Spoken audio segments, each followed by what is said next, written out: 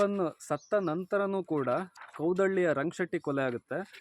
ಕೌದಳ್ಳಿಯ ರಂಗಶೆಟ್ಟಿ ಪೊಲೀಸರಿಗೆ ಮಾಹಿತಿದಾರನಾಗಿರ್ತಾನೆ ಸ್ನೇಹಿತರೆ.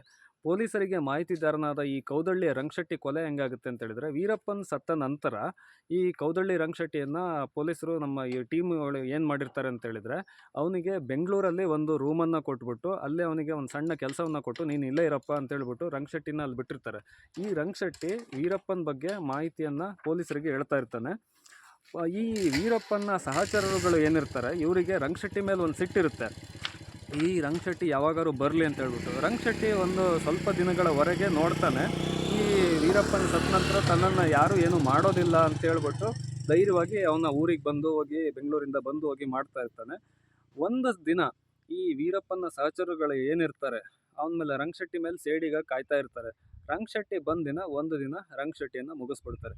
ಅಂದರೆ ಈ ಇಂಟರ್ವ್ಯೂನಲ್ಲಿ ಹೇಳ್ತಾರೆ, ವೀರಪ್ಪನ್ ಸತ್ತ ನಂತರವೂ ರಂಗಶೆಟ್ಟಿ ಕೊಲೆ ಹೇಗಾಯಿತು, ಯಾರು ಮಾಡಿದ್ದು ಅಂತೇಳಿ ವೀರಪ್ಪನ ಸಹಚರರುಗಳು, ಅವನ ಅನುಯಾಯಿಗಳು, ಅಭಿಮಾನಿಗಳು ಏನಿರ್ತಾರಲ್ಲ, ಅವರು ರಂಗಶೆಟ್ಟಿ ಕೊಲೆಯನ್ನು ಮಾಡ್ತಾರೆ. ಕೌದಳ್ಳಿ ರಂಗಶೆಟ್ಟಿ ಸ್ನೇಹಿತರೆ.